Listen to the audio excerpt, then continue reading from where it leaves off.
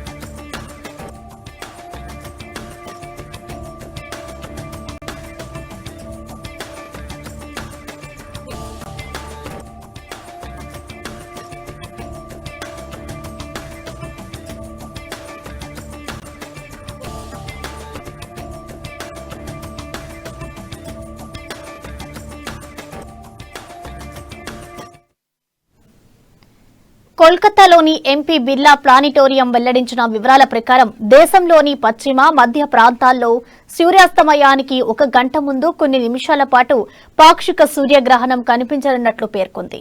పోర్బందర్, గాంధీనగర్, ముంబై, సిల్వాసా, సూరత్, పనాజీ ప్రాంతాల్లో సూర్యగ్రహణం కనిపించనున్నట్లు తెలిపింది.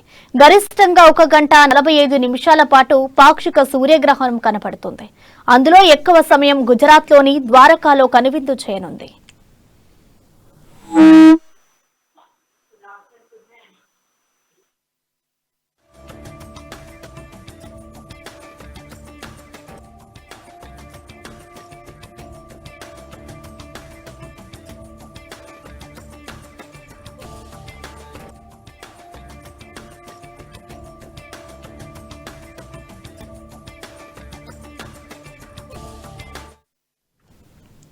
ఢిల్లీలో అయితే సాయంత్రం 4:29 నుంచి 5:30 వరకు గ్రహణం కనిపించనుంది. తెలంగాణ రాజధాని హైదరాబాద్ లో అయితే సాయంత్రం 4:59 గ్రహణం కనిపించనుంది. కనీసం 49 నిమిషాల పాటు కనువిందు చేయనుంది. అయితే ఈ సమయంలో 43% సూర్యుడిని అస్పష్టంగా చూడగలుగుతామని చెప్పింది. పాక్షిక సూర్యగ్రహణాన్ని వీక్షించాలనుకునే వారు తప్పనిసరిగా సోలార్ గాగుల్స్ ను ఉపయోగించాలని, ఇక ఐజ్వాల్, దిబ్రుగఢ్, ఇంపాల్, ఈటానగర్, కోహిమా, సిల్చార్, అండమాన్ నికోబార్ దీవుల్లో గ్రహణం అసలే కనపడదు.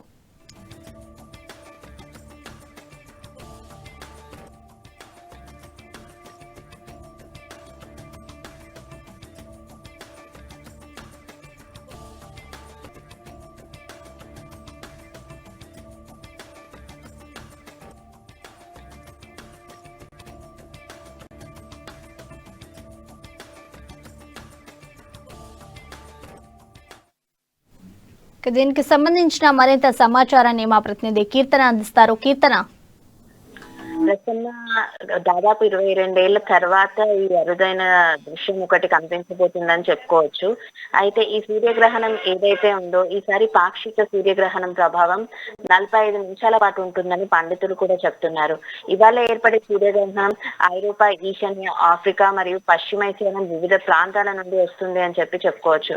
భారత్ లో కూడా పలు నగరాల్లో ఈ పాక్షిక సూర్యగ్రహణం కనువిందు చేయనుందని కూడా చెప్తున్నారు. అన్ని చూసుకుంటే గనక ఢిల్లీ, బెంగళూరు, కోల్కతా, చెన్నై, ఉజ్జయిని, వారణాసి, మధుర, హైదరాబాద్ తో సహా పలు నగరాల్లో కూడా ఈ రోజు సూర్యగ్రహణం కనిపించబోతుందని చెప్పుకోవచ్చు. 2 దశాబ్దాల తర్వాత వచ్చే ఈ సూర్యగ్రహణంలో బాలింతలు కానివ్వండి, గర్భిణీలు కానివ్వండి చాలా జాగ్రత్తలు పాటించాలి అని చెప్తున్నారు. ఇంటిని కూడా పసుపు నీళ్ళతో శుద్ధి చేసుకున్న తర్వాత ఉదయాన్నే 9 గంటల లోపలనే అందరూ వారి పనులను ముగించుకొని, పూజలు ముగించుకొని ఇంట్లో వాళ్ళు ఎక్కడికి వెళ్ళకుండా ఇంట్లోనే ఉండాలి అని చెప్తున్నారు. అయితే ఈ భారీ సూర్యగ్రహణం ప్రభావం ఎలా ఉండబోతుంది, ఎప్పుడు, ఎక్కడ అనే సమయాల విషయానికి వస్తే గనక సాయంత్రం 4:29 నుండి ప్రారంభమవుతుంది. అలా ఒక గంట 15 నిమిషాల పాటు ఇలాగే ఉండబోతుందని చెప్పి పండితులు చెప్పుకొచ్చారు. అయితే ఇందులో కూడా 3 వెర్షన్స్ ఉన్నాయి. 3 సెపరేట్ చేసుకొని చూసుకున్నట్లయితే మధ్యాహ్నం 3 గంటల నుంచి 6 గంటల వరకు కూడా గ్రహణ శూలం ఉంటుందని చెప్పి పండితులు చెప్పారు. ఈ సమయంలో మనము పూర్తి పూజా విధానం అన్ని ముగించేసుకొని బయటకి ఎక్కడికి వెళ్లకుండా హైదరాబాద్ లో అయితే ప్రస్తుతానికి 4:59 నుంచి 5:48 వరకు గ్రహణం ఉంటుంది. ఆ టైంలో ఎక్కడికి వెళ్లకుండా తగిన జాగ్రత్తలు తీసుకోవాలని చెప్పి పండితులు చెప్పారు. అలాగే ముంబైలో చూసుకున్నట్లయితే సాయంత్రం 4:49 ప్రారంభమవుతుంది. చెన్నైలో 5:14 ప్రారంభమవుతుంది. ఇలా ఇక అన్ని నగరాల్లో ఒక్కొక్క టైంకి సూర్యగ్రహణం అన్నది స్టార్ట్ అవుతుంది. అండ్ ఈ 2022లో రెండవ సూర్యగ్రహణం, చివరి సూర్యగ్రహణం కూడా ఈ రోజే కావడం విశేషం. దీపావళితో పాటు సూర్యగ్రహణం రావడం వల్ల చాలా మంది దివాళీ చేసుకోవచ్చో లేదో అన్న ఒక కన్ఫ్యూజన్ లో కూడా ఉన్నారు. కాకపోతే అలా ఏం లేదు, దివాళీ చేసుకోవచ్చు అని చెప్పి పండితులు కూడా చెప్పారు. నిన్నటి నుంచే దివాళీ సెలబ్రేషన్స్ కూడా మొదలయ్యాయి. మరో 2 రోజులు కార్తీక మాసం ఫినిష్ అయ్యేంత వరకు కూడా చాలా మంది బాణసంచా కాలుస్తూ ఉంటారు. దివాళీ సెలబ్రేషన్స్ అప్పటి వరకు కూడా చేసుకుంటారు. దీనికి ఎటువంటి సమస్యలు అయితే లేవు. కానీ ఈ రోజు మాత్రం మన గ్రహణ సమయం ఎప్పుడైతే ఉందో అంటే 4:59 నుంచి 5:48 వరకు కూడా బాణసంచా కాల్చకపోతే మంచిదని చెప్పేసి పండితులు కానివ్వండి, నిపుణులు కానివ్వండి చెప్తున్నారు.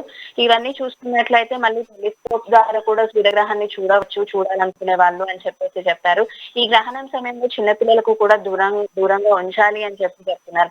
ఇక బాలికలు అయితే ఎక్కడికి తిరగకుండా ఒకే చోట అలా నిలకడగా కూర్చున్నట్లయితే పుట్టబోయే పిల్లలకు ఎటువంటి సమస్య రాదని చెప్పి కూడా పండితులు చెప్పుకొచ్చారు.